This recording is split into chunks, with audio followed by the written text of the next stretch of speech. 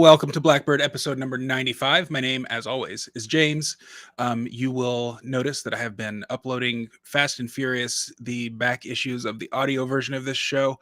Just kind of trying to get everything back in order. With all the traveling and stuff that I've been doing for the last couple of months, that really fell by the wayside. Thanks to my YouTube and other video streaming platform subscribers for keeping the show afloat. But audio listeners, you are in luck. They're going to be coming out every other day until all the back issues are uploaded. This one, 95, I think is going to come out in the middle of next week for the audio feed. And then, as always, paid subscribers get them immediately. I think that's it. So today I am pleased to feature Cam Harless. Cam is, of course, sometime co-host of the Drivetime News Blast, shoe filler for Monica Perez, who departed that show here recently. He's also the always co-host of the Mad Ones and also author of the tweet heard round the world. So with that intro out of the way, let's bring Cam in. Cam, welcome to the show. Hey. Thank you. I appreciate you wanting to talk to me. Yeah, totally. Well, okay, so we met in person at Tom Woods' 2000th episode event. Took one of my favorite selfies. I use it on everything, including the little gender swap app that was all the rage a couple of months ago. It gave me some of your long hair, which is no more. And oh man, I'm glad I didn't wear my Governors to Get Mo shirt. I was wearing it before because we would have been twins. And so. Yeah, I guess the reason, so obviously the reason that I asked you to come on was because, I wanted you to graduate from Tucker Carlson to like a real interview show. Right. So why don't we first, I guess, just kind of talk about the tweet? Yeah. It was funny is because it was the first day of Pride, which I know we're gay. I don't know how you feel about all the Pride stuff and all the stuff that's going on right now. But it seems like it's becoming less and less an attractive thing for me. Right. I have always gone to the Pride Festival here in the Twin Cities, and I'm going to go this year too. I'm a Libertarian Party guy, and we always have a booth, so I tend to like to volunteer at that. But yeah, with all of the stuff that's going on, there's a different feel to it.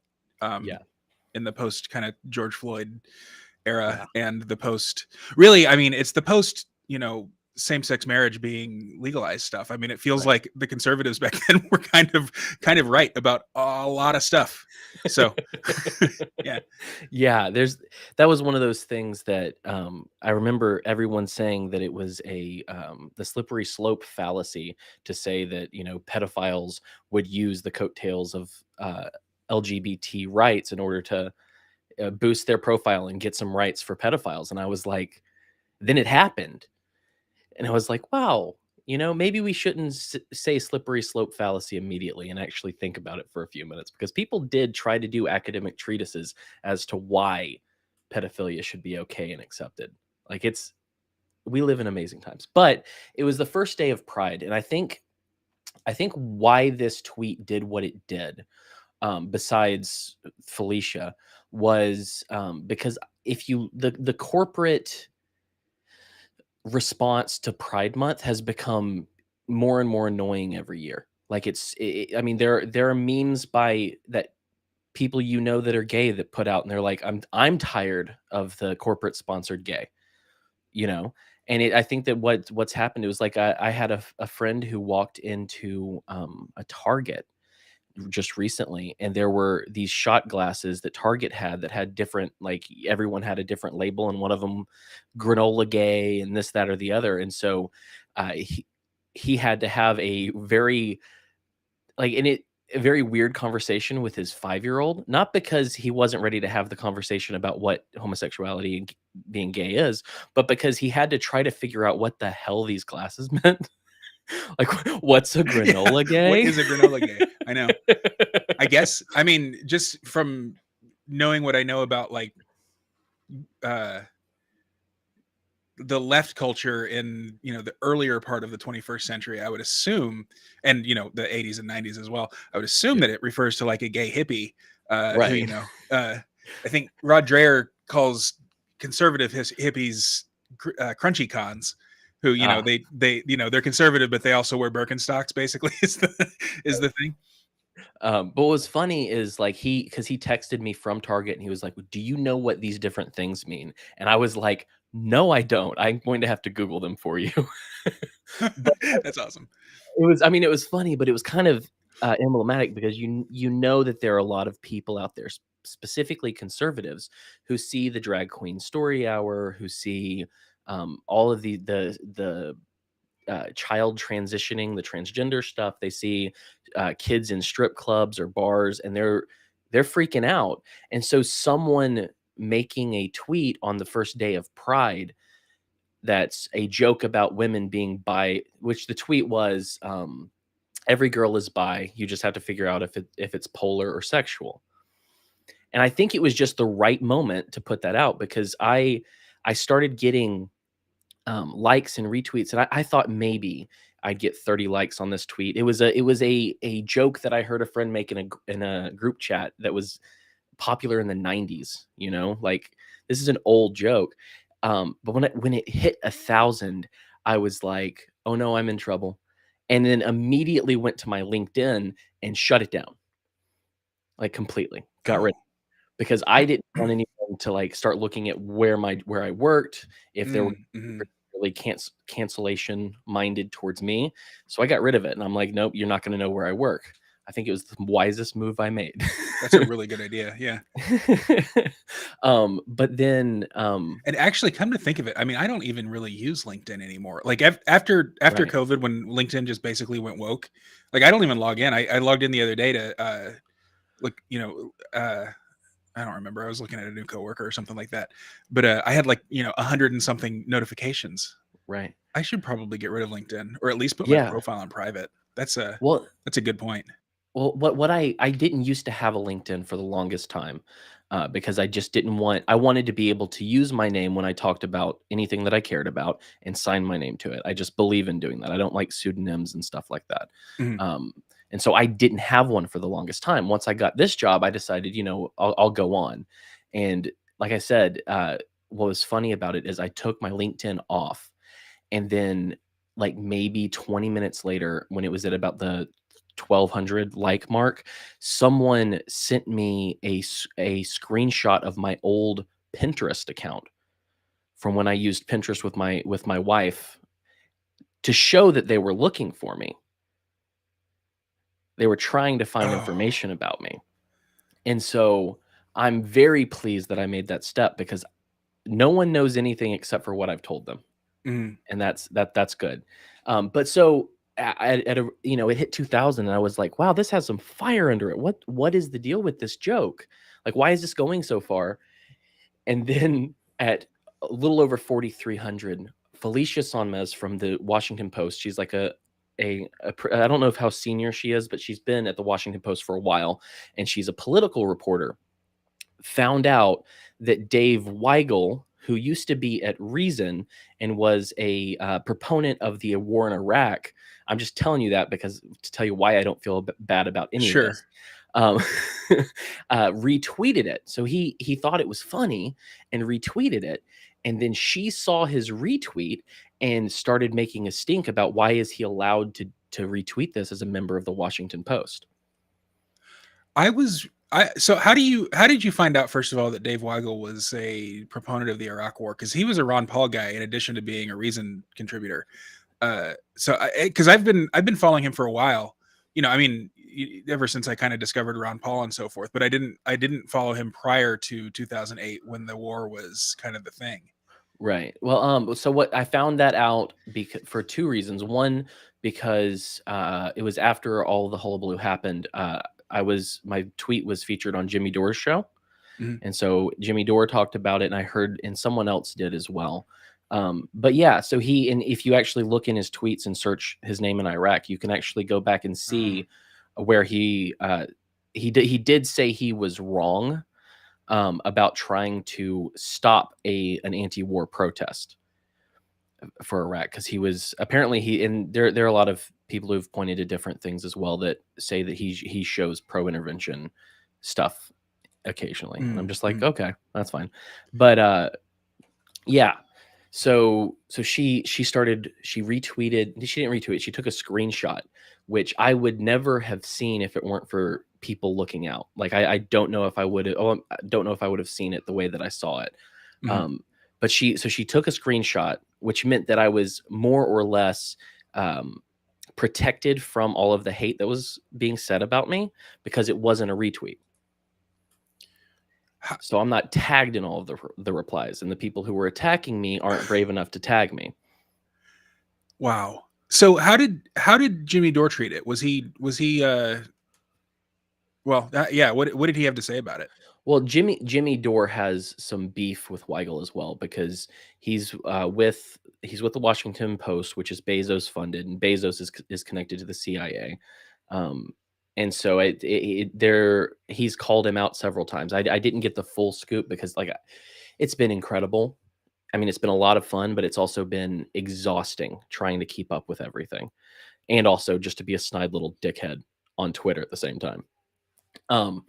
But yeah, so she made a stink, and then the Washington Post newsroom devolved into chaos, because she decided, I think, that she wanted a full-on witch hunt, because I forget the guy's name. Another Washington Post reporter, his last name is DeReal, Jose DeReal, I think maybe his name, was like, hey, stop doing this. You're just bullying someone online.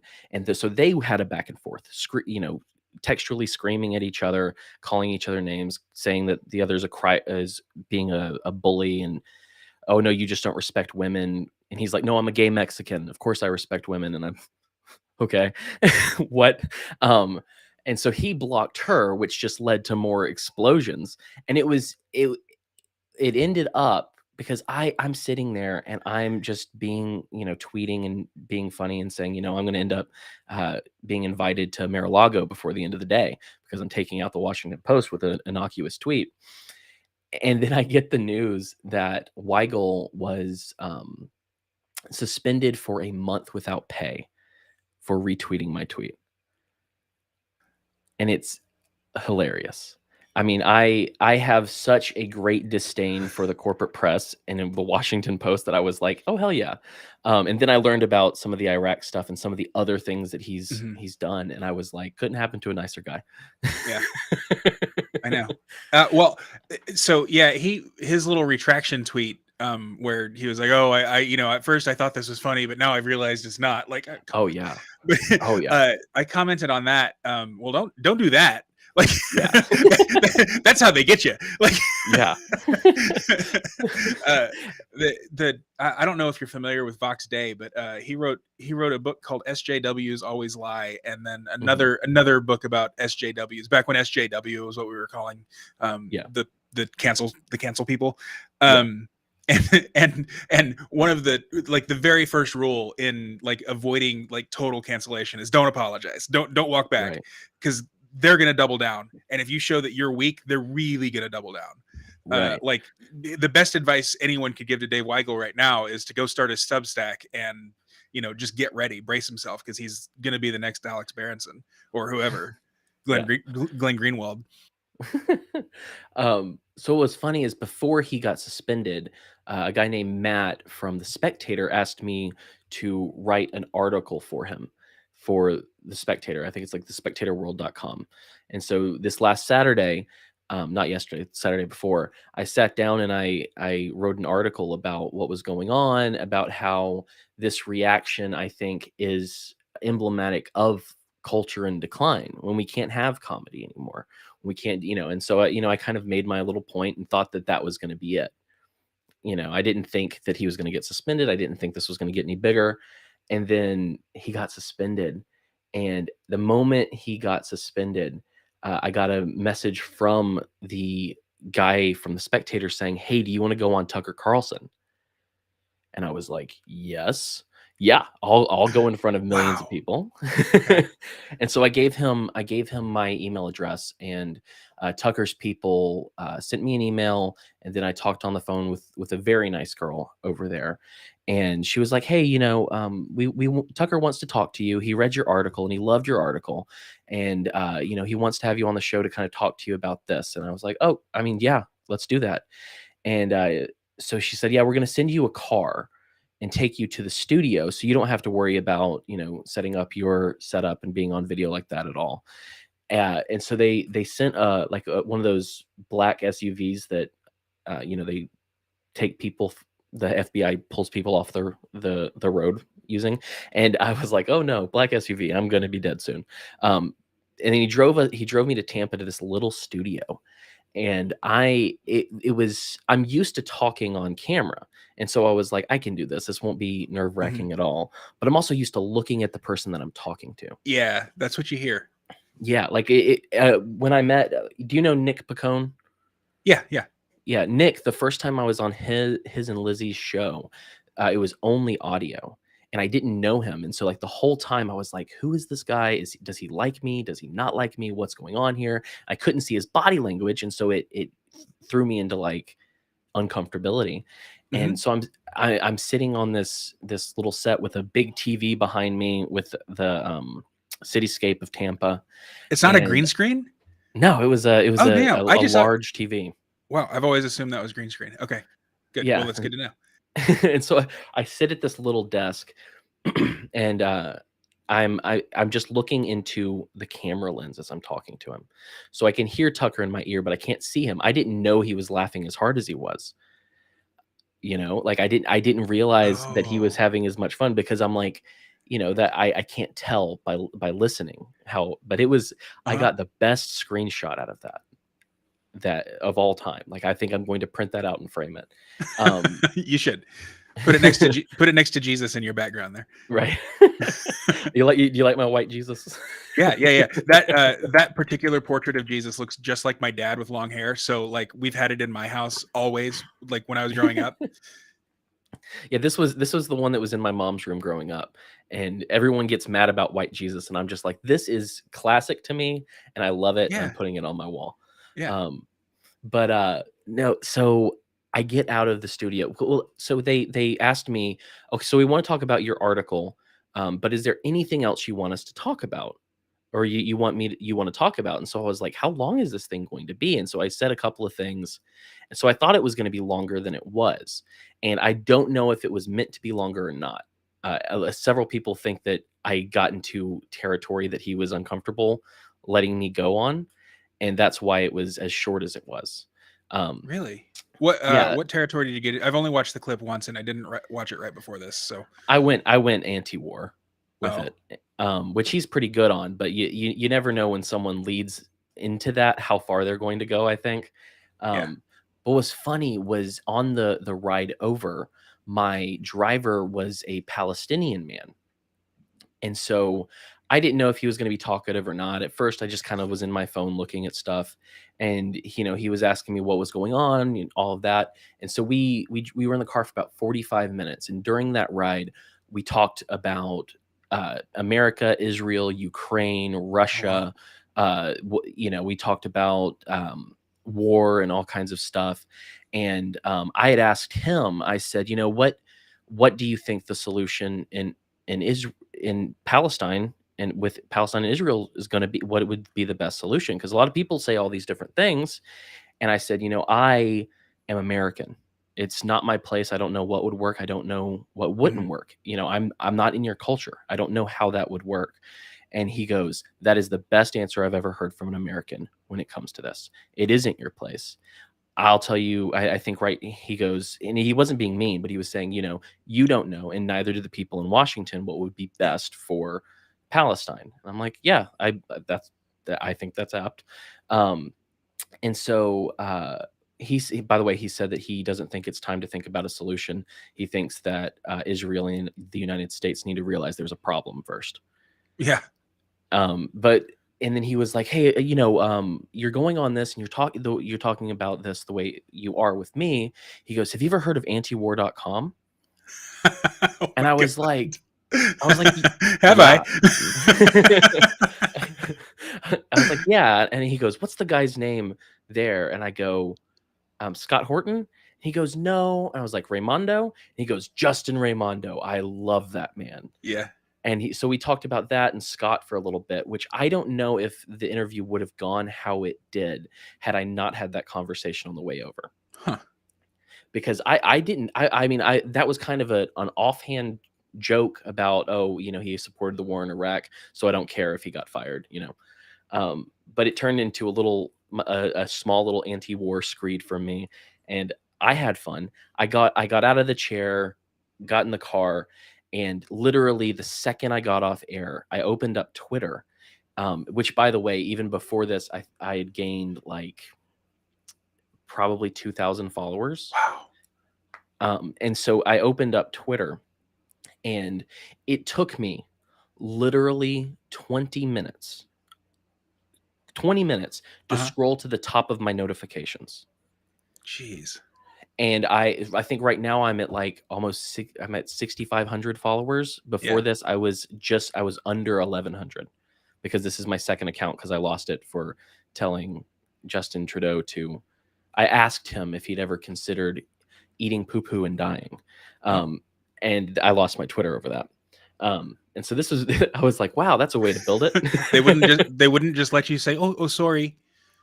That was a they would Canadian not. joke. But so, I mean, that was wild. It was cool. I found out that apparently I am a bear. And I've had one girl tweeted at me and asked if I wanted to have a second wife. I've had my ex-girlfriend called me and was like, hey, it's been a while, I just wanted to catch up. And I was like, bitch, last time I saw you, you were 15 years old. No, go away. But it's been wild. It's the things I've learned about myself. Like, I've never called myself a YouTuber, because YouTube is just part of, because I started audio. So I was all podcasting and all audio. And so I've never considered myself a YouTuber. We're just on YouTube. I've been called a random YouTuber, what was it? An irrelevant YouTuber. I've been called a YouTube personality, which was nice, because New York Times took me from random to personality. So that's cool. The Spectator piece that I wrote, they designated me a comedian, which I do comedy stuff. I like to play in that world and make jokes and make people laugh. But I've never called myself a comedian. And then that's what they used on Tucker Carlson. And so now I have to start doing open mic nights, because I've always wanted to, but now, since that's what I am online, I have to do it. I'm highly in favor of that. I signed up for an open mic thing, I don't know, a couple years ago, and then chickened out. So we'll see. I hope you don't chicken out, is what I'm saying. I hope not. I do need to do. I need to find some place around here, because I used to do improv and stuff like that. So it's not an unfamiliar scene. But I've just never. And usually, what I would do is I would write jokes for people who were doing comedy. And so I have several friends that do comedy, and I've written some of their most banger jokes, but I've never done it myself. So because I write it in their voice. And, I've never, like, my voice is very different, but I didn't know that comics had ghostwriters. That's a rabbit trail or rabbit hole. That's a thing we should go down, because I'm very interested in comedy writing, and I don't know anything about it. Well, I don't know if comedians have ghostwriters or not. All I know is that I write jokes, and if I write a joke that I can't tell because it doesn't work because of my particular identity or the way I look or the way I sound, I will give it to other people and they'll use it. I have my brother used a couple of my jokes. I have a friend out in Los Angeles who has used a couple of my jokes, and he always says, he'll throw me in there to make sure people know that I exist, I guess, but doesn't tell them, hey, he wrote this. But no, so that's something that I've done in the past, and I'd like to try it in the future. But I don't know. I don't know if I think most people write their own jokes. I assume that there are major comedians out there who've never written their own joke ever. Yeah. I mean, Wow. you have to assume there's someone out there like that. Yeah, I But mean so Jim Davis hasn't written Garfield for years, for instance. right. Yeah. Anyway.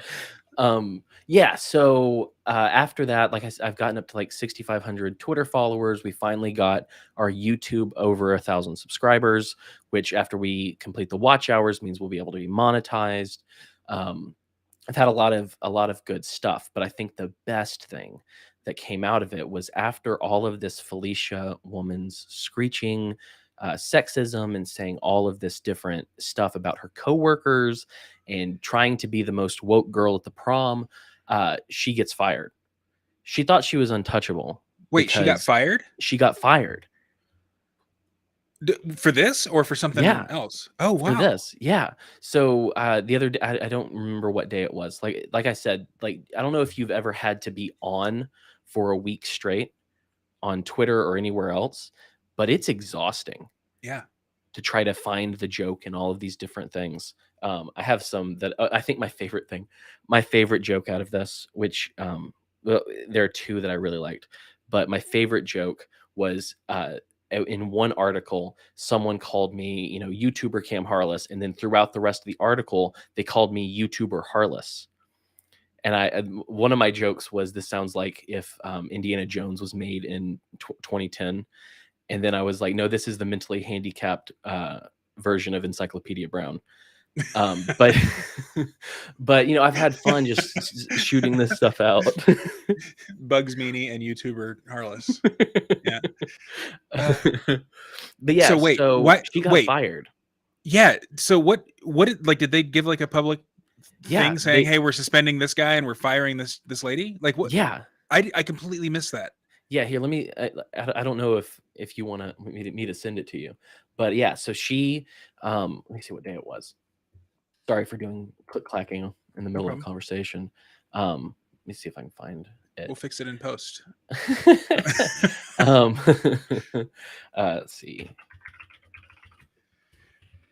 Just kidding, by the way. I'm doing all of my own audio editing at this point. I used to have Podsworth Media do it, but I've lost my side gig. So Ah, if there are any like people out there who need a very very part time guy to do about $500 or so worth of work every month while Cam is looking, hit me up.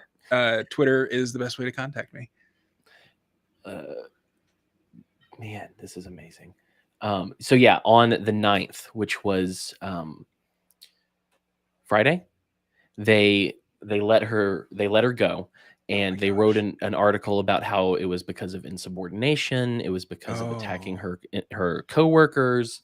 But what I found out was that this whole time, I didn't realize it, but I had set up the most meta joke that I've ever told, right? Because the original joke was, every girl is bi, you just have to figure out if it's Yeah. polysexual. And then she got fired.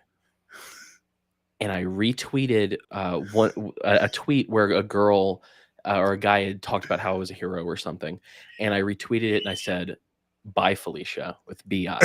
Oh no. The most meta joke Oh my ever. god. Oh, that's fantastic. I like that a lot. I mean, it Ugh. was it couldn't have been more perfect. But I also made a shirt. I don't know if you've seen it.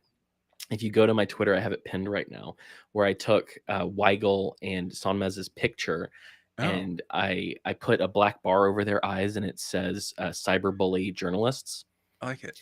And I, warped it, distorted it so that it's considered a new art piece rather than copyrighted pictures, because I hate IP, but I know that it exists. Sure. Um, and so you can actually buy a little piece of memorabilia if you want. I appreciate it. That's great. I might check it out. Um, okay, so the canceller got fired. That's a step. That's a step Yeah, in the right direction, if you ask me. It makes me yeah. wonder if like the New York Times would have taken the same steps. Or I I don't mean, it could know. just be that Felicia was a total rabble rouser like all the time or something.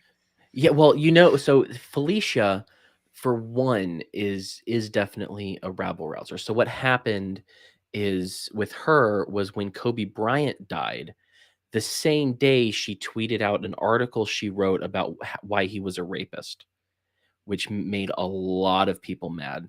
And then actually, ironically enough, Dave Weigel stood up for her and said that nothing should have happened to her for doing that.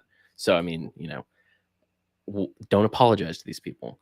But she also, I don't know if it was that she had some story about sexual harassment or sexual assault or what, but for one reason or another, she had done work at the Washington Post, and they said she was too biased to be doing stories about sexual harassment. I think it was the Kobe thing. Um, and so she sued the Washington Post for discrimination and lost. Of course. And so, they want her gone. The other people in the newsroom want her gone, and she's showing her ass to the entire planet, and they're like, we're not doing it anymore. And so so there were a couple of things that were running through my mind as this whole situation was happening. One being, wow, I accidentally became a defender of comedy, and I became a part of the war against cancellation and wokeness or whatever. And this whole situation does show that people have their limits, which is a good thing to see. That's blood in the water. And so I'm thrilled about that.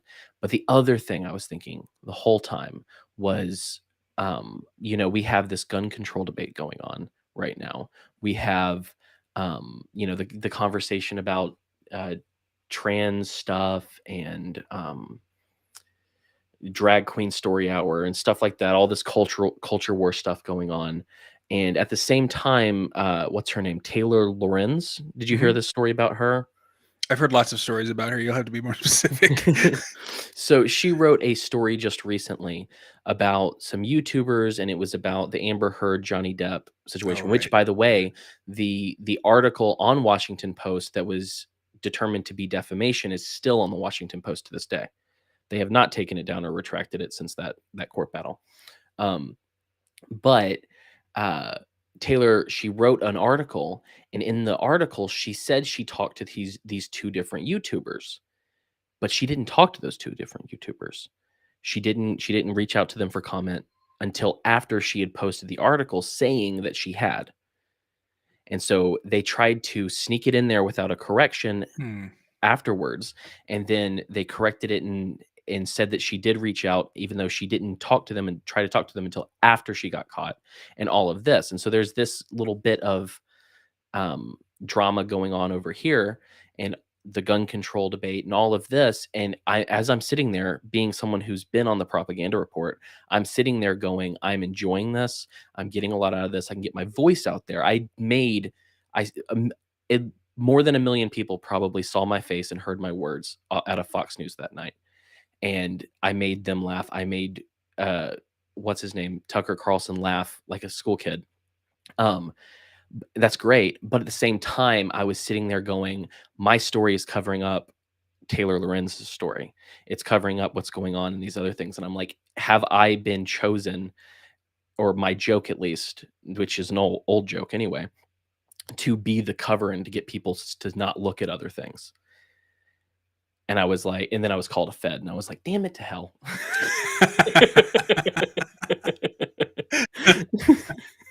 Of course you're a Fed.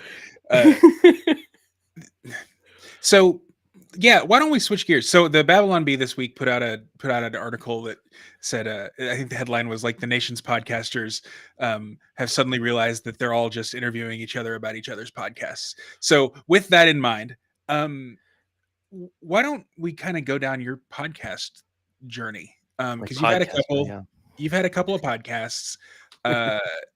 You've been on the Propaganda Report a bunch, and that's one of my favorite shows. Monica was one of my very first guests, and I just love her and Brad to death. And I'm on their Patreon and everything. So and I know that. You know why I know that? Because why you stuck out to me as a person at first, or as someone to connect with, was because I was on an episode of the Propaganda Report when they read your shout out to me for being on the show. Oh, that's right. And I remember going, okay, so James and I are going to be friends. Great. Well, I'm glad I wrote that then. It was great too. I mean, you were a great fill-in host, and now you're a great, like, once a week or so co-host. Thank you. So So podcasting journey. So I started podcasting in 2016 at near like I think it was end of October is when we Mhm. started, right before Trump's first election. So you were Um, podcasting before podcasting was cool. apparently. Yeah. um, and so what led to that is, I became a libertarian in around 2009 or 2010, when I started feeling bad about voting for McCain. And I heard Ron Paul's Imagine speech, and it blew my mind. And so I did that and was annoying to all of my friends and family members for a number of years. And then I joined some libertarian Facebook groups, and I met a couple of cool people, one being my friend Kim Sheng, who has a show that she does every now and then called Lesbertarian. You may be interested in that if you ever look it up. um, but we started with the tongue-in-cheek title "Make Liberty Great Again," as opposed to "Make America Great Again," Mhm. which always got the same response, which was "Liberty's always been great." Oh God. Like, shut up. Shut up, nerd. Um, and so it was me and her and another girl, and I think we did several months of episodes, but that didn't last, because for one, it became painfully clear that one of the hostesses was moving more and more neocon. And I just, it's not that I had anything against her, but it was like the conversations got irritating and annoying to me, so I Mhm. didn't want to do it anymore. And so we put it on hiatus. And then I want to say 2019, 2018, I revived that show from scratch. I rebooted it, and it was me and my friend Phil, and it was supposed to be kind of like a libertarian late night show, but I didn't realize that late night is dead. And I hold to that. I don't believe the late night format has any legs anymore. Okay. Not at And least and how and it was doing. and by that you mean like the monologue followed by Right. an interview, etc. Yeah. Okay. I feel like no one cares about it anymore. Mhm. And it wasn't doing anything for us. And it was kind of scripted, and my first episodes are embarrassing. Don't go back and listen. But we after several of those, Phil bounced, and then I just started talking myself or having other friends come in, having conversations. And I did that under Make Liberty Great Again for 72 episodes. And during that time, I went from that kind of the scripted thing to let's talk about what's going on this week. It was very news oriented. And then probably halfway through that, I got tired of doing the news stuff, and I started talking to other people. And then I heard what's his name, Joe Rogan, talk about how if you want your podcast to do well, you need to be having fun doing it. Mhm. And I wasn't having fun doing it, because I got to a certain point with liberty movement, with libertarianism, where I started noticing that all of the shows were saying the same things almost every week. And I was just like, I could listen to this, and then it all sounded the same. It was like the same voice, and I'm like, I don't need to add to this. And so over time we weaned off libertarianism. And I met Jessica Green through my friend Dave, who has a show called The Morning Drive with David. He was doing a girls' night episode, and I popped into the Discord just to listen, and he made me be on the show. That's where I met Jessica, where I met Britt, and several and Freckles and several other girls. Um, and that's when, so I had Jessica on um, 4 or 5 times, and then I was just like, I want to rebrand. I want to do something different. Do you want to be my full-time co-host? And she was like, I was just thinking about that. And then 2 seconds later, I sent her the new art that I'd created for it, the name, the new art, the description, all of that. And she Mhm. was like, holy crap, dude, when did you put all this together? And I was like, 30 minutes ago. um, so we started doing that, and we still did libertarian stuff up until I think we kind of put the full cap on that on episode 100, which I continued the numbering scheme from Make Liberty Great Again.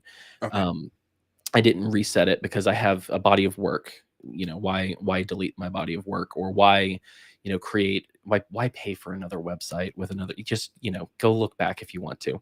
Um, and so we started doing that. Our first guest was Eric Heiler from Rebel with a Cause.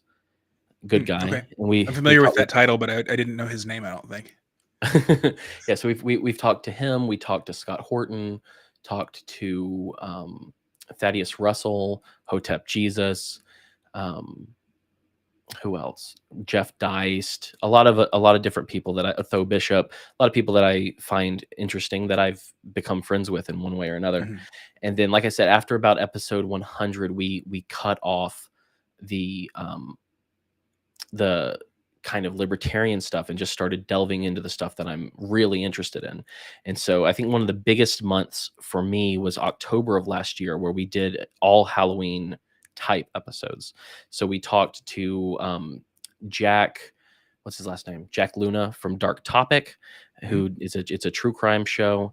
Then we talked to a girl out of England who is a Victorian scholar and studies death, and we talked about death. And we talked to a guy who current day does exorcisms. And we just had this whole month of things that are like, who, I mean, in order to get this, you have to go to kind of specific podcasts to find these different things. And I was like, I just want to talk about all of these things. So we Yeah. changed it up, and we really did lean into the Christian aspect. I have a degree in biblical studies, Mhm. so Bible is huge to me. Jesus is huge to me. Theology is huge to me. I love it a lot, and I don't like the term deconstruction because it's used, um, to me. It's been kind of taken away from the postmodern idea of just breaking it down and trying to build it back up to just be used as a word for people leaving Christianity. Like, just Okay. be honest. I'm not as familiar. So I'm Catholic, or at least I was raised Catholic, and now basically all I know is that I'm not Protestant. Um, uh, what is deconstruction historically? What is it now? And who So who who is it that uses that word so in Christian circles? deconstruction is, we talked to a guy named Elias Dummer not that long ago, and we talked about Yeah. deconstruction a bit. It's a postmodernist idea of, taking what you know and breaking it down to its parts and making sure you believe these things. And so uh I think that it's not a great term for what Christians are doing when they deconstruct, which is to kind of question different things about what they've believed, what they've been taught, and checking it against scripture and against tradition. That would be what people who use it positively would call deconstruction. I think it's just discipleship. It's just being a Christian is looking into the idiosyncrasies of what your parents taught you, of what your church has taught you, and looking at the Bible, looking at tradition, and going, okay, so what's true? Looking at the arguments, I think that that's very good, but I wouldn't call it deconstruction. But there is a whole world of deconstruction that's going on right now. And I think one of the most high profile people I would say there are three most high profile people who have done deconstruction. The most high profile, I think, are Rhett and Link from Good Mythical Morning. Really? Yeah. I So don't think I even knew that they were Christian. they were Christian, and they actually worked with Phil Vischer and did stuff with Big Idea Productions, who did Okay. VeggieTales. Okay. And so, like, a couple years ago, they did a podcast episode of where they talked about how they deconstructed, and they read science books, and they decided they weren't Christians anymore. And it was a big bummer for me to hear. Not just because you lose people, or because they're putting this, it almost feels painful to have someone like, it's Yeah. like if someone cheated on you and they were like, hey everyone, I cheated on my husband, let me tell you all the good things about that. Like, it just has that raw feeling of, oh no, Yeah. we lost someone that was a brother. Well, But on and top, oh, go ahead. Maybe you're going to say what I no, was going to say. and on no, go ahead. I lost my train of thought. Oh, sorry. Well, my bad. It's No, I was okay. gonna say, I mean, not only does it feel like just kind of icky, but also it's so cliche. Yeah. Like, holy crap. Well, and not to mention, it's like everyone who I've seen talk about deconstruction and being ex-evangelical and leaving Christianity, they never are reading the old arguments. They're never reading Right. the church fathers. They're never, wrestling with 2,000 years of these conversations. They're just reading Richard Dawkins or Mhm. Christopher Hitchens, and it's like you're just reading the opposition. So you're Yeah. not deconstructing. You're just leaving the faith, and I that drives me crazy. But one of the big ones, which I think is hilarious, honestly, is, do you know who Joshua Harris is? No, I don't. I've never heard of Joshua him. Harris wrote a book when I was a kid called I Kissed Dating Goodbye. And it was a book about how Christian teens shouldn't be dating, that instead they should be courting, and Yes. you can't be alone, you can't do this, you can't do that.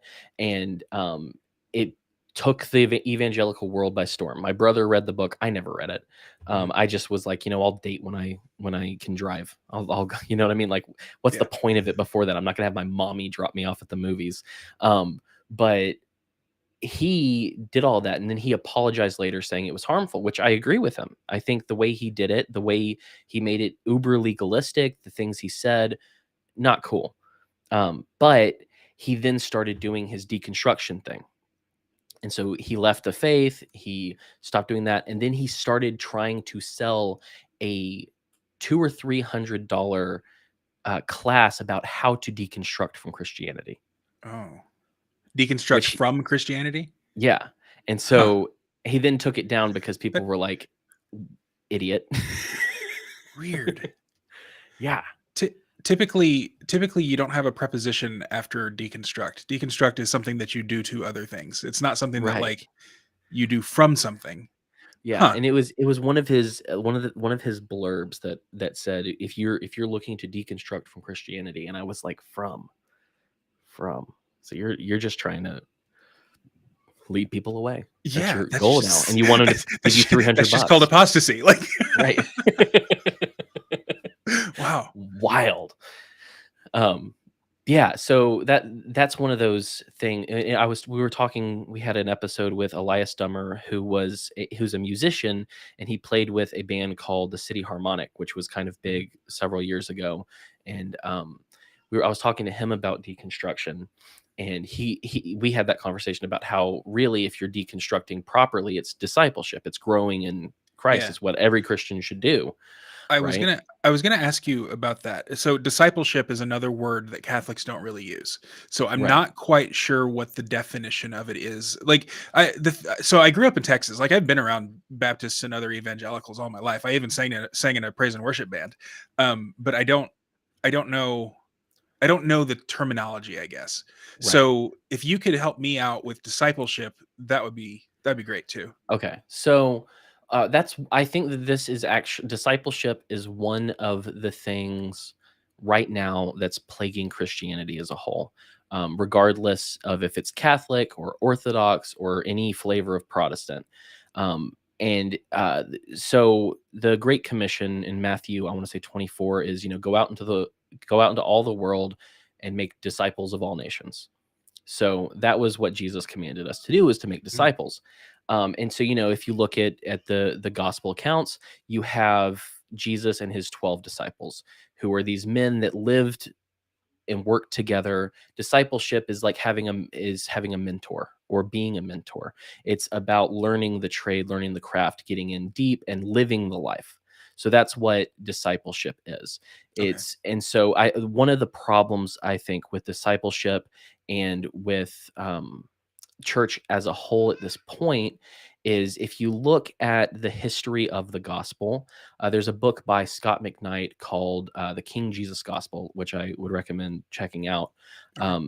But he talks about this, is what kind of happened was, you had the Protestant Reformation come about, and people really focused on this idea that salvation and the gospel is all about personal and individual salvation, more than anything else.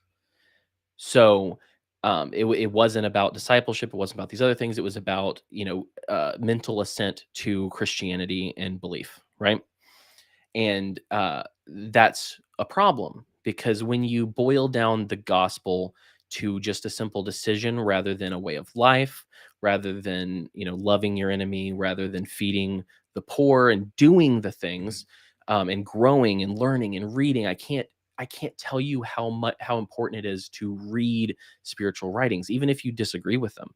I've read entire books by professors and pastors and been like, I don't like anything that you just wrote, but it brought up questions Yeah. that I could explore and I could look back at different things. Um, but discipleship is important because what happens in the Protestant churches is they call themselves evangelicals, which it comes from the word meaning good news.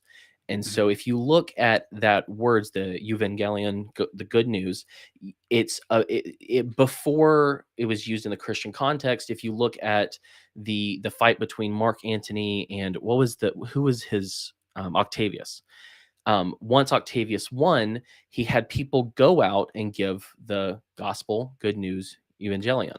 So they went out and said, hey, everything's good now, everything's better, and took it out to everyone. And that's what it's supposed to be, good news, but it's turned into, in the Protestant circles, all about personal salvation, all about being saved from hell, all about these different things. But it misses out. So what he said, Scott McKnight, was that if evangelicals would be better classed as soterians, because soteriology is the Yeah. study of salvation, Right. and so that's kind of the Well, problem on the Protestant side. and they're I don't like to synthesize it too much, but the idea of like once saved, always saved. Like Right. you invite Jesus to be your personal Lord and Savior, and that's it. Like, Yeah. you might do a symbolic baptism. No, it's not a sacrament. Don't. We're not Catholics. We're not Lutherans. Uh, Right. but it's just a symbol of your inward faith. And I mean, it's not like a lifestyle. I mean, yeah, if you're um if your faith without works, if you're engaging in faith without works, then your faith is dead. Hmm. um but that just means you were never really saved to begin with. And Yeah. it just feels so tangled to me, the sort Yeah. of typical evangelical, especially American evangelical, um soteriology. Yeah. Well, and you mentioned once saved, always saved. I grew up charismatic, so I'm like, when I grew up in, not the crazy ones, like there weren't Mhm. snakes and things like that, but we were like Baptist-costal is the joke that was Yeah, made. yeah. So we believed in the Holy Spirit moving today and all this other stuff. But I never had once saved, always saved as some pillar in my beliefs. That's a Mhm. very Baptist idea. Yeah. And when I was older and we moved to an offshoot of a Baptist church, we eventually had to leave because they told my mom and dad that they would not be able to teach a Bible study ever because we didn't believe in once saved, always saved in the way they did. Oh, wow. Yeah. So I mean that's one of those points that has never made sense to me. Like, obviously you have to do things, but it's not that you don't have to do things to be saved. You do things because you are, Right. Yeah. right. So and when Scott McKnight in this book was talking about it, he also talked to some Orthodox priests and stuff like that, and some Catholics, and they were saying, they have a different problem when it comes to discipleship, which is that it's more membership than discipleship. Hmm. So it's like as a Catholic or as an Orthodox child, you can just automatically become that thing, Yeah. right? I mean, you go through your classes, you get confirmed, but it's just like an automatic process almost. So there are a lot of Hmm. people out there who are like cradle Orthodox or cradle Catholic who Yeah. haven't been discipled, who haven't had these things, who haven't chosen this life outside of, it's Sunday, I'm going to church and I'm going to confess and and so there's I do think in Christianity as a whole, there's a problem of discipleship. And I think that there are different problems and reasons why it's like that in the old churches and the new churches. I think they're very separate things, but yeah, that's what I find fascinating. I find conversations about that. Um, and when we were talking to Elias, we talked about deconstruction. We talked about it as discipleship, and I had this no duh moment when I'm talking to him and I'm going, "Oh my god, my show's a deconstruction show," in like the positive way. Yeah. Um, because we had Chris Date from Rethinking Hell on, and we talked about the biblical basis of hell, what hell is it actually looks like. He's a Yeah. conditionalist, and which is kind of where I fall when it comes to that. I think that the biblical data does show that if you don't get the gift of eternal life, you cease to exist. That's a personal gift. We've talked about that. We talked to a guy named Glenn Peoples, who is a materialist Christian. So he doesn't believe in the soul as a separate entity, but that humans Oh. are unified, Ha which is well, really get it interesting. yeah, get into that a little bit. That blew my mind. I don't know what that even means. So there's the concept of the soul in the kind of general Christian sense. I mean, not even American, is this idea that you are at least a dualistic being. Mhm. So there's your material self and there's your soul. And if you read the Bible, there doesn't seem to be this distinction between soul and body. The words in what's interesting about that is if you look in the Genesis account and the creation account, you have where if you look at the creation of the animals and the creation of man in the King James version, there's one word that's used to describe the living being, which is nephesh, which is translated soul. Um, or not, wait, is it nephesh? Mm. Yeah. And so when they translated it for animals, they used living creatures. And then in the King James Version, when they used the same word, they used the word soul, which was kind of a belief that preceded the translation of the Oh. Bible. And so it's why use two different words for the same thing? And so the idea that Glenn has, which I find really fascinating, is for one, the idea of the eternal, inherently eternal soul comes from Greek philosophy. It's Platonic Mhm. rather than strictly Christian, and it has made its way into Christianity. And I can see what he's talking about. I can see how the word soul is used, but it's not necessarily used in the way that we use. So it's a very compelling argument to me that we're just unified. It's very pneuma as well is the word for breath or spirit. Yeah. Yeah. That's yeah. Nefesh is more soul. Pneuma is spirit, Yeah. And which in Numa's Greek also rather right, than and yeah, yeah. in the Hebrew, it's oh, lost my headphone. Um, what's the word in Hebrew? It's I can't believe I'm blanking on it. I love it so much. Yeah, that's all right. Um, But um, the word for spirit in Hebrew also means breath or wind, right, correct? Yeah. yeah, Yeah. and so his distinction when he's talking about it is that it's the breath of God that animates us. So that's what the spirit is. It's breath, and when he removes it, we no longer have life. So the materialism conversation is very interesting to me, but I'm not in that. I've given a lot of thought to the intermediate state because we have in Catholicism there's the concept of purgatory, Mhm. which I have no I don't I don't buy into that belief. And so within Protestant in Orthodox circles, the Orthodox don't believe in purgatory either.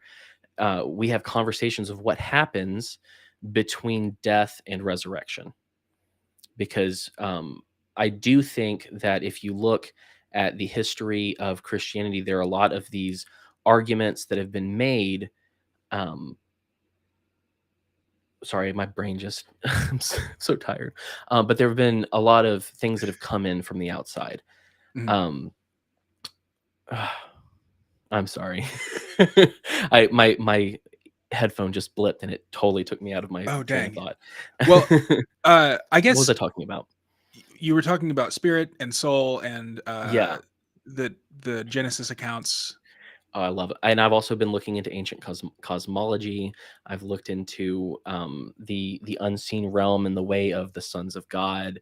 We've talked about all sorts of stuff. It's very, very interesting. I think that it's really great to drill deep into these things because that was what I was going to go to. Resurrection. So we talk about the intermediate state. And so they're like Glenn, who's a materialist, believes you're just dead until resurrection. So it's not you're no longer around at Okay. all.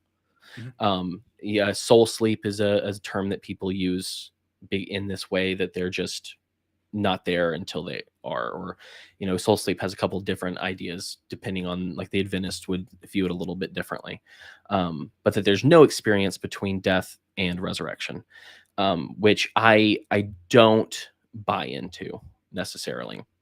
I do think that where I'm at right now, which I'm still not done with this. I'm going to be doing work and thinking this through for a while. But where I've landed is that I think that those who are saved when they die do get a special dispensation of grace to be with Christ. I think it's what Paul talks about. For me to live is Christ, but to die is even better. Mhm. He knows he's going to be with Jesus, and the thief on the cross who Jesus told, today you will be with me in paradise.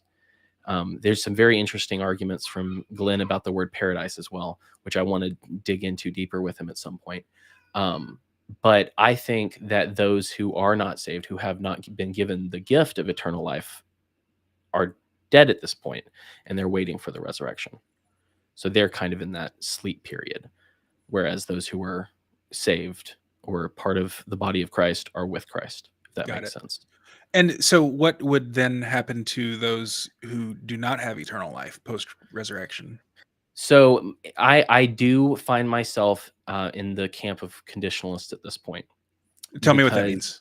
okay, so one thing I want to say before all of this is part of the issue I have with mainstream Christianity is how much Gnosticism and Greek philosophy has made it into Christianity where I think it Sure. doesn't belong. One of them being, I swear I grew up believing that we were going to be in heaven for eternity. And people would mention resurrection, and I would be like, why am I being resurrected if I'm just going to be in heaven for eternity? And so Right. people don't talk about the resurrection enough. So the concept of conditionalism or conditional immortality is the idea that when Jesus in John 3:6, no, was it John 3:16? Yeah. For God so loved the world that he gave his only begotten son, Mhm. that whosoever believes in him will not perish but have everlasting life. You have these conversations about how it is a gift. It's a gift of God. And so the idea behind conditional immortality is that we are not, in fact, inherently eternal beings. We don't have eternal souls that last forever, no matter what happens. We're not immutable in that way, which I think makes a lot of sense because you do have to be given the gift of eternal life through Jesus.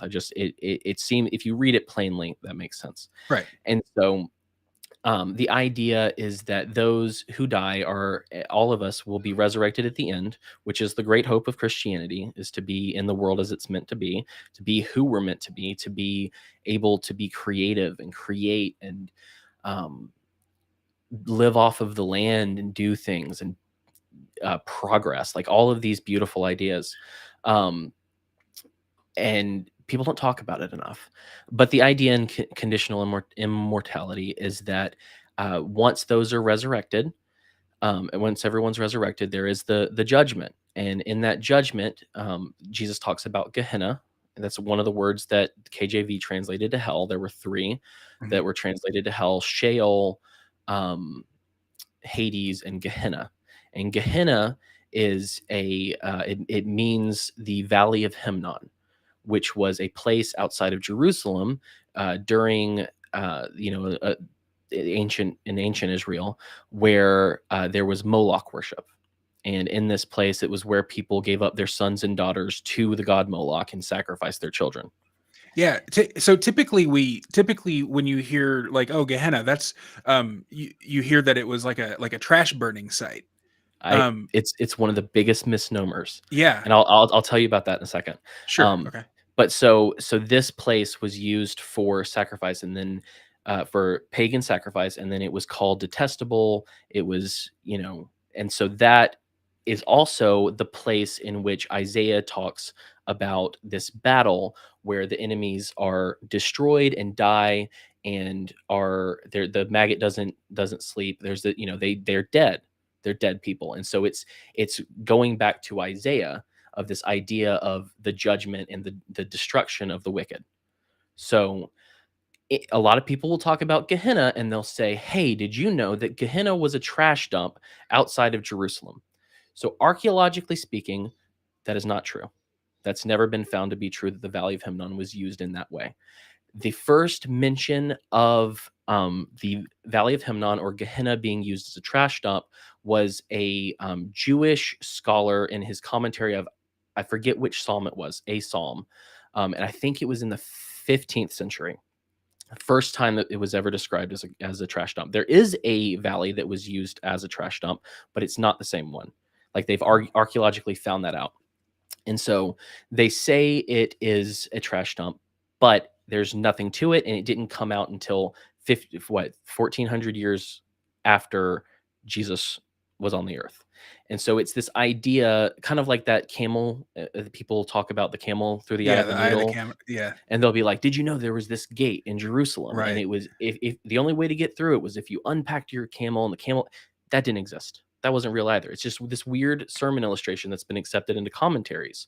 And so Gehenna wasn't a trash dump, but it was a place of ritual sacrifice to pagan idols, and also a place where that judgment would happen and the destruction would happen. So the idea is that when it comes to people who are in the conditional immortality camp will talk about what this judgment looks like in different ways. But the idea is the judgment happens and they expire. They're no longer with us. Some people believe it is the wrath of God, that he kills them in fire.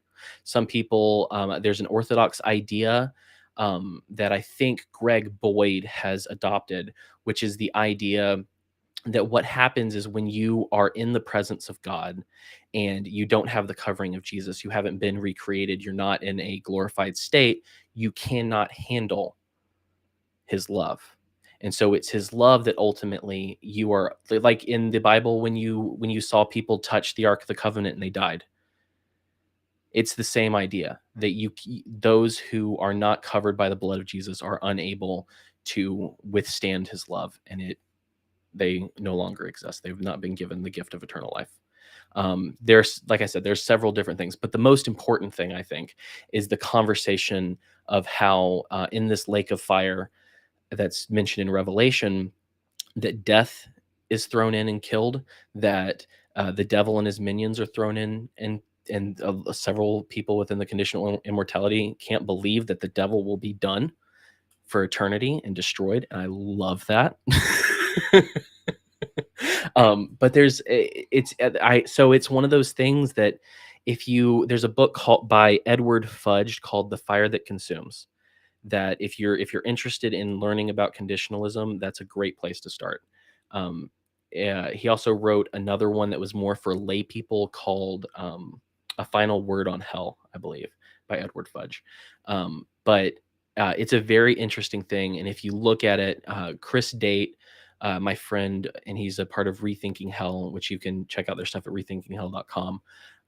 They talk about this constantly. And if you look at the verses and the way he talks about it, it's very, very compelling that, we've read a lot of stuff into it. And Dante did a lot of work to kind of change the view of hell over time. So switching gears a little bit, I guess. Okay.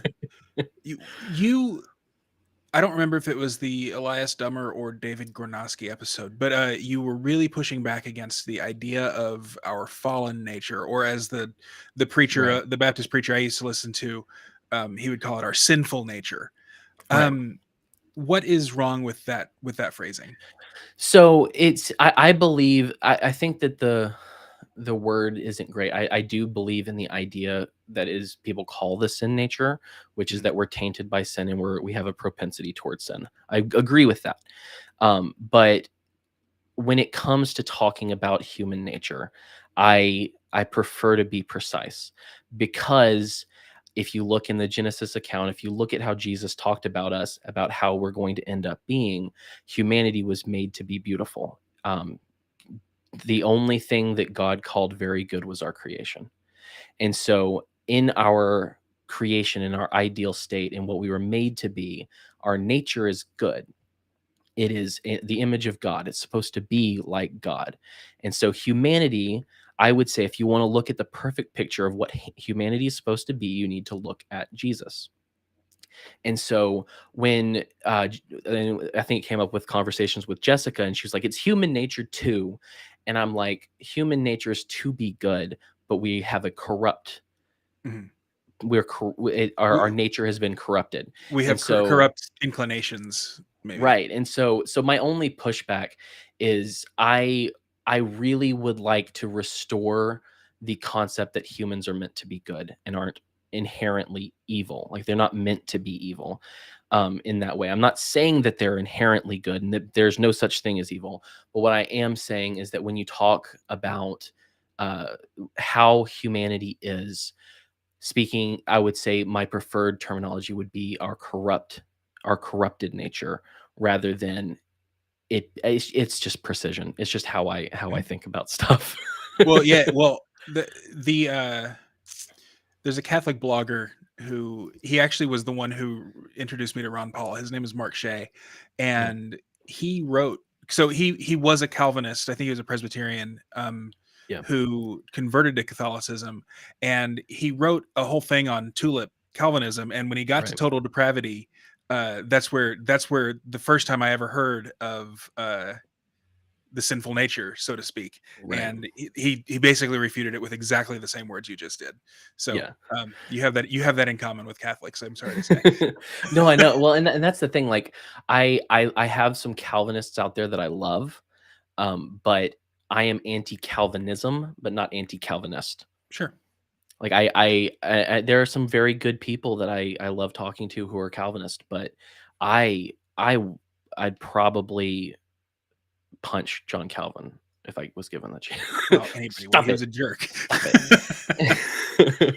um, but yeah, no, I mean that, and that I just I think when we're talking, I forget, I was having a conversation with my mom. That's what it was. I was having a conversation with my mom the other day, and she was talking about how men. She was like, men and women, or God has male and female attributes, and I was like, I hate that. And she was like, what? And I was like, no, he doesn't. And she was like, "What do you mean?" I was like, "What you're describing as male and female attributes are attributes of God that was given to men and women. So by calling him female, you were saying he is like us rather than we are like him. And I do not like the way that sounds. I was like, I'm not going to fight anyone over it. I understand what you're trying to say. I was Mhm. like, but if I do appreciate a certain level of precision when we talk. And so the idea of God being feminine and masculine, no, we're like him. He's not like us, if that makes sense. And so that's my brain. That's how my brain Yeah. works. I hear these little things and I'm just like, oh, something about that. And that's what kind of led me into the libertarian stuff, into anarchism eventually, and then eventually just being like, I don't care. I just want, the heavenly kingdom. Sure. But because I remember when I was a kid, we listened to the Christian music station and they would say, this is your God and country station. And I hated that Oh my God. because I was like, get that country bit out of Wow. it because that's an equivalency in my mind, and I don't want that. And so you can see why I have these little things throughout my life where I'm like, I don't like the way that is. Something's wrong about Yeah. that. I want to, The and I misspeak all the time. the church I grew up going to had an American flag like behind the altar I in the hate it. sanctuary. I I was hate like, it oh my so God. much. Even back then when, I mean, I stood for the pledge in school like a good little boy. uh I didn't understand why it was there in the church. It just Yeah. always I think there was also a Vatican City flag next to it. I could be wrong about that. But like you had the red, white, and the blue and the white and the gold, and then also the crucifix. And I'm like, well, those don't really go together. Like I used to get in arguments on Facebook because you would see churches have flagpoles and Mhm. they'd have I think the Christian flag is dumb. but because I mean it's just modeled off the American flag, but they would have the American flag and the Christian flag under it. And I was like, you're a church. If you're going to put one under another, you need to put that Christian flag on top. What are What you doing? what What? what does the Christian flag look Oh, like? it's so dumb. It's I'm colorblind, so it may be purple, but it's a white flag, right? And it has a blue square like the American flag has their blue square, and it has a white cross or a red cross in that. Huh. So it's just like a weird copy of the American flag, but it's the Christian flag. Does it have the It's weird. stripes? No stripes. Oh, weird. I've never even Yeah, seen it's it. really weird. Google it. It's weird. But All I'm right. like, if you're gonna have a dumb symbol like that, at least put it above the American symbol because you're a church. For God's sake. Um, Well, for real, yeah, I think it violates the flag code technically to fly another flag above it. So I mean, they wanted to stay in compliance with the law that also says you're not supposed to wear the flag. Everyone who wears flag shirts on 4th of July. right. It's always bothered me. Like it was one of those things that I would skip church on national holiday weekends because I'm like, I don't want to hear about how great the United States is in Yeah, church. Like, dude. get out of here with that crap. And I don't. So I grew up Catholic, like I said, and more recently, I don't go to church regularly, but I did go to a Lutheran church for my brand new baby goddaughter's baptism, and Mhm. the it was completely foreign to me. Yeah. Like they started the Lord's Prayer, our Creator, our Mother, our Father who art in heaven, and um, like during the baptismal ritual, the pastor did use like the triune, I baptize you in the name of the Father, the Son, and the Holy Spirit, but like before that, she gave a little sermon where she referred to God exclusively as mother and she. Um, it was also the day that they were blessing their new solar panels because they're the environmental gospel or something like that. They had a little area for the little kids to hang out in the side of the church, um, and they didn't refer to them as children, and they didn't refer to them as little. No. What did they say? Um, yeah, so they wouldn't say kids or children, they would say little people, like you're Mhm. little now. And then when they talked about like what you want to be when you grow up, um, they never said adult. They never said like you'll be adults and then you'll get to pick a job or whatever. I don't remember what the sermon Yeah. was. It was, it was something geared towards the kids. I didn't really pay attention. But they said when you get big, not become adults, and I have no idea why they phrased it like that. Like I get why they bless the solar panels, and I get why they used all kinds of different gendered pronouns and titles for God. I didn't understand the small and big thing as opposed to children and adults. It just was so weird to me. Yeah. Anyway, before we hang up, so we're mutual fans of David Gornosky. He was on your show recently, and Yeah. the scapegoating thing, and I've had him on this show as well, but I would like to get your take on scapegoating vis-a-vis American politics, Well, I mean, if you have a take. what's funny is this last week, David Weigel was chosen as a scapegoat Mhm. for men being awful in the newsroom, and it failed, which is because no one thought he was guilty. No one thought he was guilty of anything outside of a numbered few. But no, I mean, so scapegoating in American government. Well, and I guess culture, it's like the socio-political realm. um and maybe I'll tee it up a little bit more. So on the left you've got Nazis and sexists, and Right. like there are very real Nazis, racists, sexist, etc. I mean, we can Mhm. quibble on whether Nazis are properly called Nazis, Right. following the fall of Hitler, but like there are people who ascribe to that ideology. Yeah. But when everyone becomes that, it feels to me like scapegoating. On the right, it's pedophiles and groomers. Like there are people who are Yeah. pedophiles and there are people who are groomers, but like they are finding those people under every rock at this point. Yeah.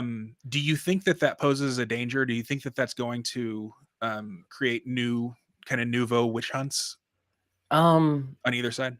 I think that it's in a it could. I think that right now it's kind of they've just found their balance. And so it's this balance of scapegoating, but I don't know if anyone's pleased at this moment.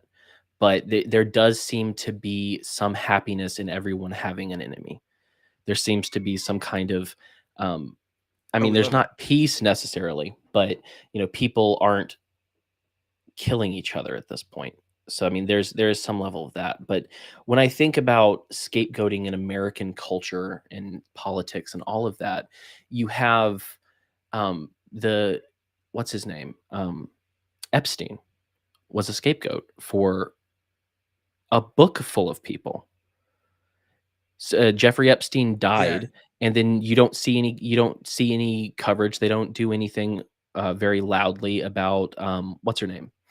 Um, Ghislaine Maxwell. yeah, Ghislaine Maxwell. Well, you don't hear anything about that. They killed the bad guy, and so they used that as a scapegoat. If you look at Harvey Weinstein, he was a scapegoat against Me Too. Once he got taken down, those conversations stopped being as and Kevin Spacey, like these are all people that they've concentrated their anger at these people, and that's typically on the left. These specific examples, like I don't think anyone on the right is happy about Jeffrey Epstein being suicided.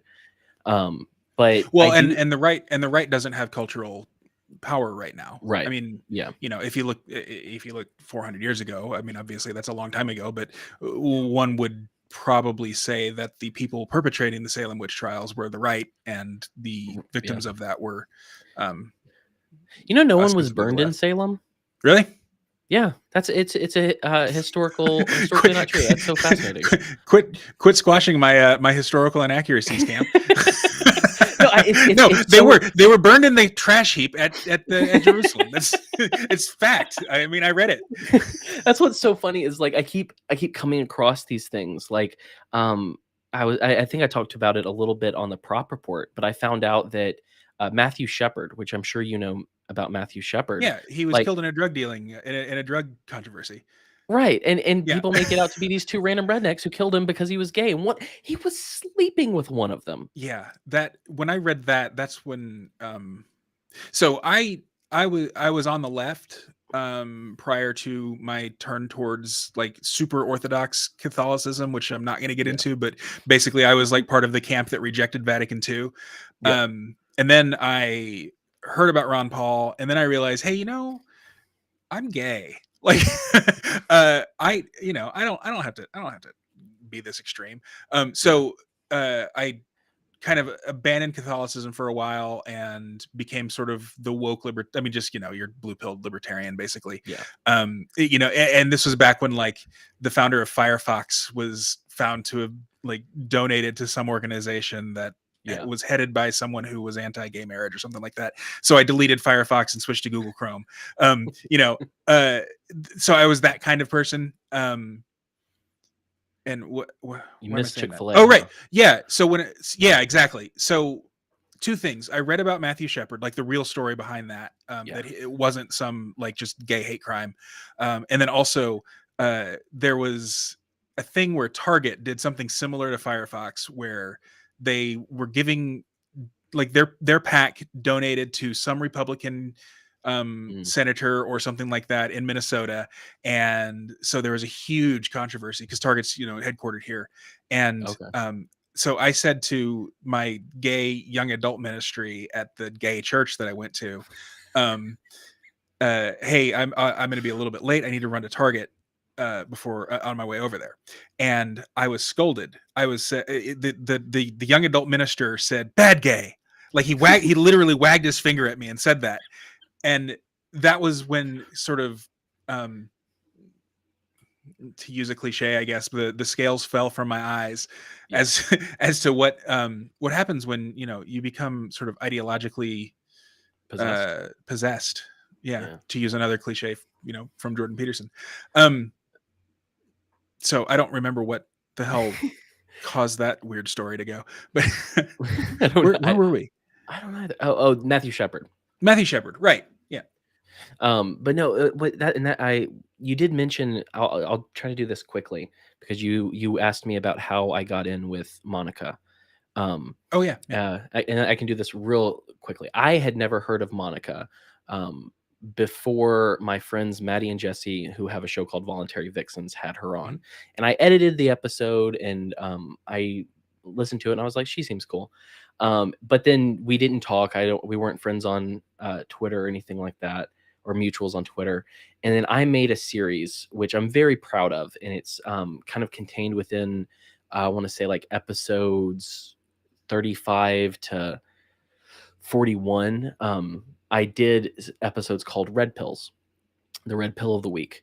And so I started with the Philadelphia bombing and some other stuff, but the big ones where I did episode 35, I did Ruby Ridge. I told that story. And then episodes 39, 40, and 41, I did Waco. And because of mutual friendship and stuff like that, Monica listened to the Ruby Ridge and Waco episodes Oh, and nice. loved them and shared them everywhere. She told me that her son was red pilled by me. And so it was funny because everyone else knew Monica from what she was doing currently. And I knew her as this woman who liked what I did, and we became friends. So I never had that like moment of like, oh, I'm nervous, I'm talking to Monica Perez like Jessica did when Monica came on when she was finally on the show. Sure. Um, but it was yeah, she's just my friend. I just love Monica, and I could talk to her about anything. And after a while, I just told her, I'm here to help you. I love you. I love Brad. We've had a lot of fun talking on my show. If you ever need help from me, just let me know. And then one day she just said, hey, I want to take a vacation. I haven't been able to in a while. I want people to still have content, for our patrons to still have content. Um, I don't know if I did it first with her or with Brad. One of them was out. And so I became the seat filler at that point. And so it made me feel good when I saw your shout out, because I was like, maybe I'm not terrible at this. I mean, I had a history of reading the news, but I think the best part about that show um, was either with Brad or with Monica is when you're having these discussions about news and you say something that the other person's not going to expect or hasn't thought of. Mm. Because I cannot tell you, there are a lot of good feelings on this planet, and there are some that are better. I'm not going to lie, but there is no feeling like having a conversation with Monica Perez about the news and propaganda and watching her go on the other side, like open mouth, happy, thumbs up, like Yeah. like she didn't think of that, and there's nothing better than that. And so I am sad that she left the Daily Show. She has a lot of stuff going on in her life, and I understand it fully. I've offered myself to Brad physically and emotionally to to help him out, which I think I'm not trying to like, oh hey, I want to get in on your game, but I'm like, dude, you're gonna need vacations. What are you gonna do? Like having a partner in a daily show is a good thing to have Mhm. when if you get sick one day, someone else can pick up your slack. Yeah. But Well, and especially a daily show that you're covering the news of the day. right. So yeah, that's he asks me, it seems like he didn't do it this week because I think it was his birthday week and he was kind of out doing things. But yeah, he keeps asking me for like the last 2 days of the week, and I'm like, okay, let's do it. Yeah. Well, it's phenomenal. I'm really enjoying the new DNB. I was really worried that I wasn't gonna like it without Monica, but like Yeah. her little couple times a week deep dives and um, the DNB with just Brad or with the addition of you, I've really been enjoying it. But that's not your show. Why don't you go ahead and plug your stuff and Right. we can get out of here? Well, my show is called The Mad Ones, and we talk about all kinds of stuff. I love theology, and so that does get interspersed a fair amount. This week, we're actually doing it on a different day than normal, so I'll be doing it at noon on Thursday. But we're going to be talking to Mark Ward, who wrote a book about Bible translation in the King James Version, because there are a lot of people out there who don't understand translation, who our King James version only, and there's just a lot of confusion about what translation is and what we can believe in all of this. And I want to have a conversation about that. We're doing that next week. I mean, I am going to do just a regular stream on Wednesday for people who care about me. But you can find our show. We're on all the platforms, but the best one at this point is YouTube. So if you go to youtube.com/the mad ones, I want you to subscribe, because, like, we want to grow and stuff.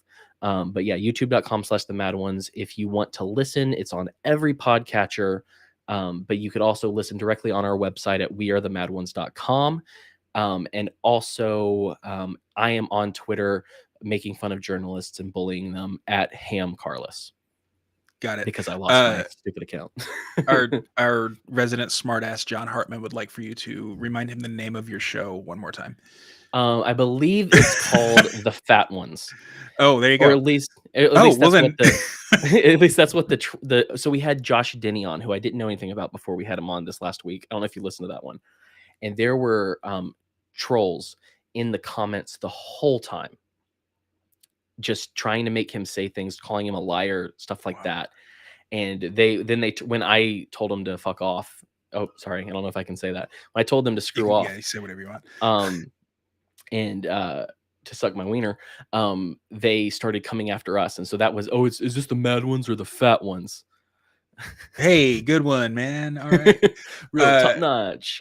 And then I did get a request in Discord to have you share the Red Pill of the Week episodes you were talking about. So I can probably find those unless you have them on a playlist or something like that. Yeah, we should get your YouTube views out too. So people who typically listen on audio, check the YouTube as well, because we want to get you that 4,000 hours and monetize. I do have a playlist on YouTube of all of our red pills. Okay, but the ones to look at are 35. My favorite ones are 35, 39, 40, and 41, which are Waco and Ruby Ridge. Okay, cool. Well, I'll check all of them out because I'm always interested in that kind of stuff, and I really don't know enough about Ruby Ridge. Just because I just wasn't really cognizant of anything back then. Okay, cool. Well, thanks a lot, Cam. No problem. Thanks for having me on.